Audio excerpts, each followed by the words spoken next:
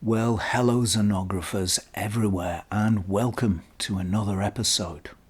There's a lot of software around today designed to reproduce the old school look of film photography on digital images, and some of them do a pretty good job.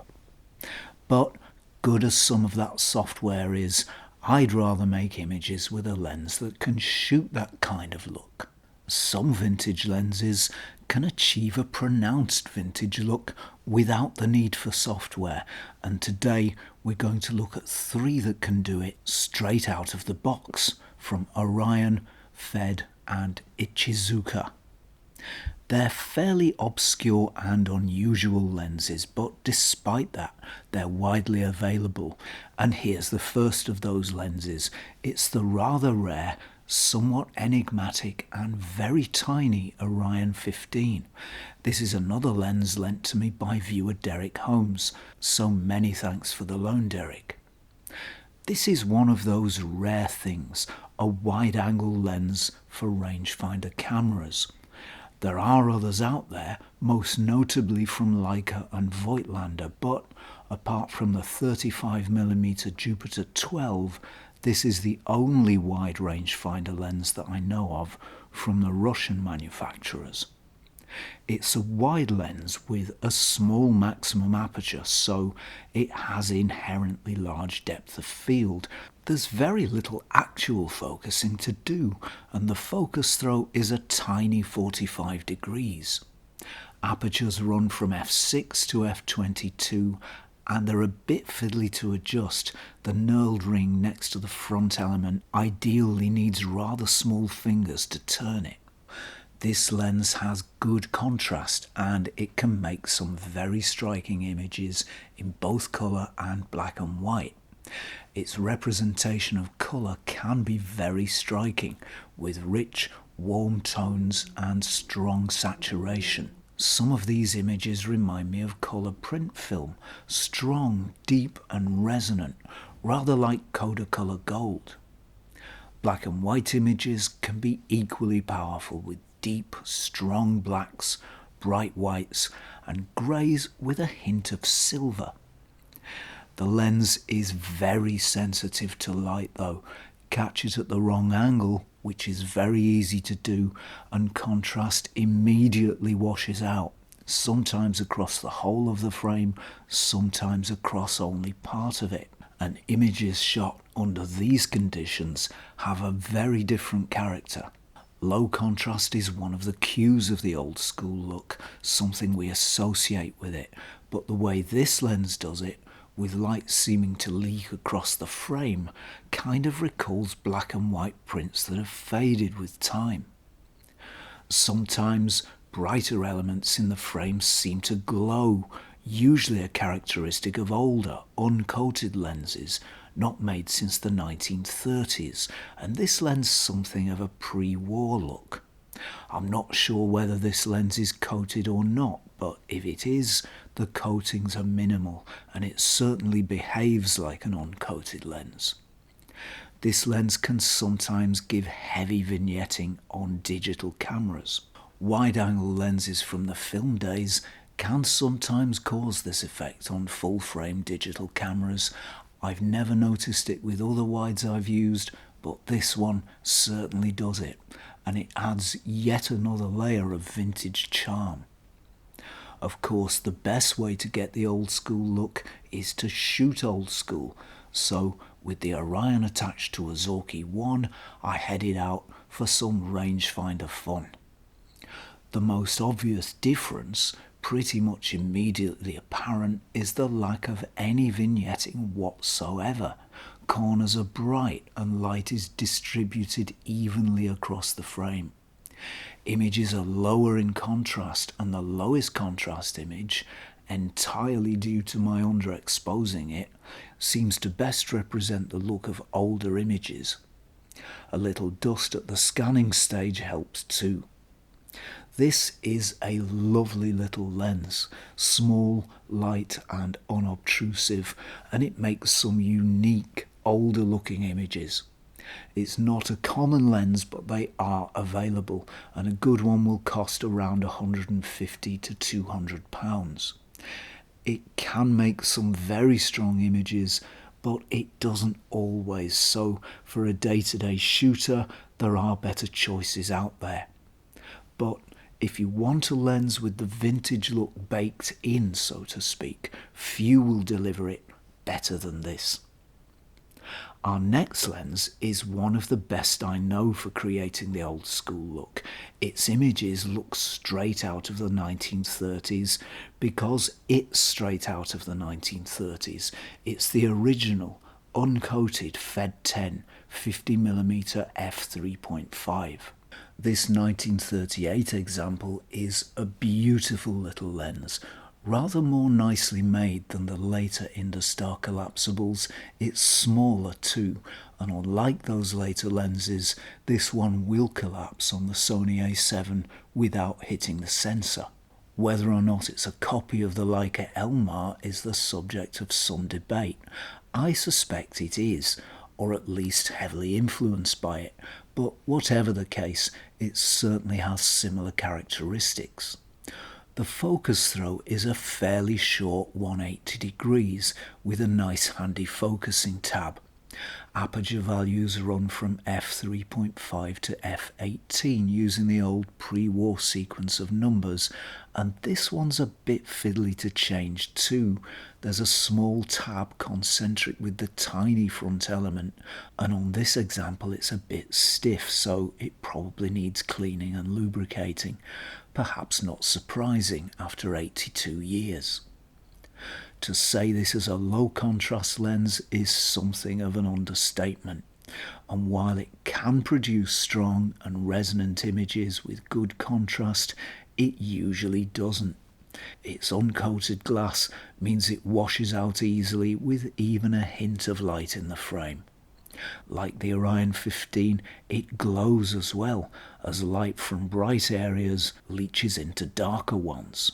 As contrast washes out, colour washes out too, and although this can be a nice effect, I've found it often detracts from colour images, so I usually shoot it in black and white, which suits it much better. And that makes sense too. There wasn't much colour film around in 1938.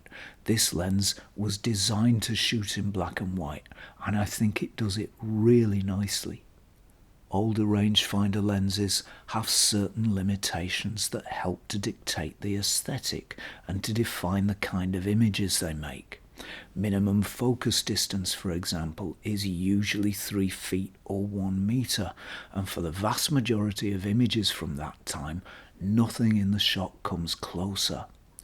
Older rangefinder lenses, this one included, are often not particularly sharp, and many images have a certain softness. They're usually not that fast either, so even if you're shooting wide open, there's very little background blur. On a purely technical level then, this is not a fantastic lens, but paradoxically, its quirks and flaws mean there are few better lenses for creating that wonderful look of the 1930s. Prices vary quite a lot. Some sellers ask around £100, but they're more commonly available for around £30 to £40. For a lens that will guarantee you the vintage look, and a lens that has a real classic style, I think that's quite a bargain. Our final lens today is a real oddity and a very beautiful and charming piece of kit. It's the Ichizuka 25mm f1.4. This is one for the micro four thirds users among us because this lens is from a mid-60s 16mm Cine camera. It won't cover anywhere near the full frame sensor, nor will it cover an APS-C sensor. In fact, it doesn't even quite cover a micro four thirds sensor, but in spite of, or perhaps because of that, I really like it. It really is a beautiful little thing with nothing less than exquisite engineering.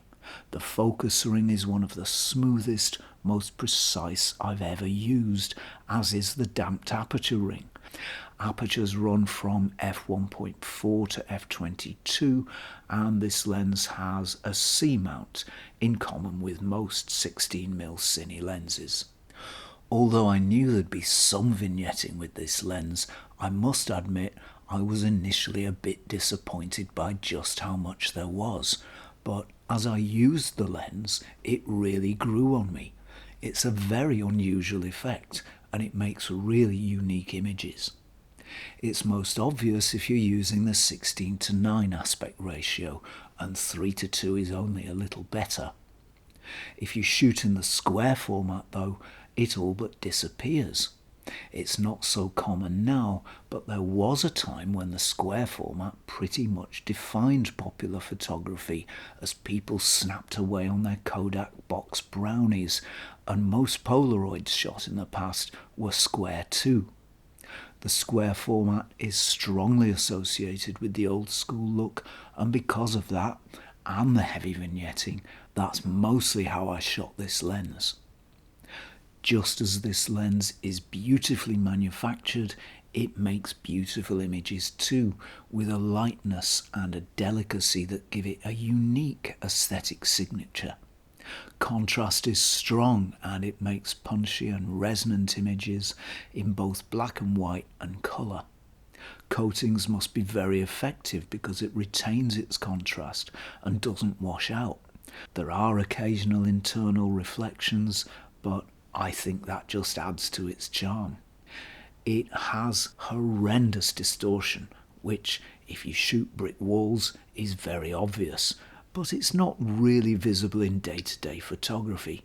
Again, I think that just adds to its charm as a speciality lens. Sharpness is really good, and this little lens renders loads of fine detail. It sharpens up quite a bit if you stop it down, but it's pretty good anyway, and a little softness helps in achieving the older style look we're after. With its f1.4 maximum aperture, this lens will give plenty of background blur, and its focal length of 25mm means blur never becomes overwhelming as it can with a 50mm 1.4 on full frame. There's more than enough of it though, and it's very beautiful too. It's very soft, and it stays soft right throughout the range of camera, subject and background distances, and point light sources create beautiful highlights in the back of the shot. This is a fantastic little lens that's rapidly becoming a favourite despite its faults. Yes, it has massive vignetting, and yes, it has horrendous distortion, but it's charming, it's beautiful, and I love it. This lens recently cost me £20, which I consider a bargain. It's fairly rare, but there are lots of similar 16mm Cine lenses you can buy from well-known manufacturers like Bell & Howell and Kodak for similar prices. If you're a Micro Four Thirds user, give one a try. I think you'll like it. So there we are, 3 unusual little lenses, each with a unique aesthetic, each with its own take on that beautiful old school look. And that's it from me for now. Please don't forget to like, subscribe and ring that bell before you go. And if you like the content on this channel and you'd like to help it grow and develop, you can do that at patreon.com/Zenography. As ever, thank you very much for watching, and I will see you next time for some more Zenography.